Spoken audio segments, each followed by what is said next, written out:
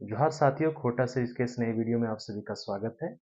आज हम लोग खोटा गद्य पद संग्रह से पाठ संख्या 9 जिसका शीर्षक है उइड गलक फुलवा रही गलक बास, जो कि एक संस्मरण है, इसके बारे में हम लोग डिस्कस करेंगे। इस संस्मरण के जो लेखक हैं वो हैं गोविंद महतो जंगली। उइड गलक फुलवा रही गलक बास संस्मरण में लेखक गोविंद महतो जंगली ने झारखंड के प्रसिद्ध कहानीकार और उपन्यासकार, साहित्यकार के बारे में जिक्र किया है, जिन्होंने बहुत ही सुप्रसिद्ध रचनाएं की हैं।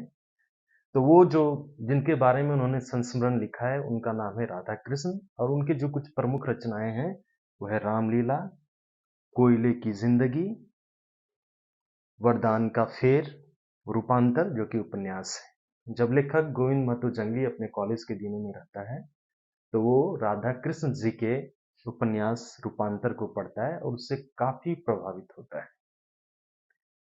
उस समय जो लेखक राधा कृष्ण थे वो एक आदिवासी पत्रिका के संपादक थे। तो गोविंद महतो जंगली जी ने अपनी एक कविता उस पत्रिका में प्रकाशित होने के लिए भेजी थी। जो उसमें छप जाती है उससे गोविंद महतो जंगली लेखक, जो कि लेखक हैं, उनको अपार खुशी होती है। बाद में जब उन्हें पता चलता है कि राधा कृष्ण जी उनके बहुत ही नज़दीक में रहते हैं तो उनसे उनको मिलने की लालसा बढ़ जाती है और वो उनसे मिलने के लिए ढूंढते खोजते हुए उनके घर को पहुंच जाते हैं। जो लेखक गोविंद महतो जंगली हैं उनकी जो मुलाकात राधा कृष्ण जी से होती है तो उनसे काफी प्रभावित होते हैं। एक लंबे समय तक बात चलती है। राधा कृष्ण जी अपने क्षेत्र के नामचीन लोगों के बारे में बताते हैं, जिससे लेखक गोविंद महतो जंगली जी को काफी हैरानी होती है कि इतने बड़े बड़े लोग भी हमारे क्षेत्र में रह रहे हैं, हमारे आसपास में रह रहे हैं। तो राधा कृष्ण जी जंगली को, गोविंद महतो जंगली जी को ये बताते हैं कि झारखंड के प्रकृति के बारे में, यहाँ की सुंदरता के बारे में, यहाँ के लोगों के बारे में, यहाँ की गरीबी के बारे में उनको लिखने के लिए प्रेरित करते हैं। जब लेखक गोविंद महतो जंगली राधा कृष्ण से ये बताते हैं कि वो जनता की सेवा करना चाहते हैं, जनप्रतिनिधि बन के, तो राधा कृष्ण जी बोलते हैं कि तुम जनप्रतिनिधि बनकर गरीब लोगों की, गुरबा लोगों की सेवा करो।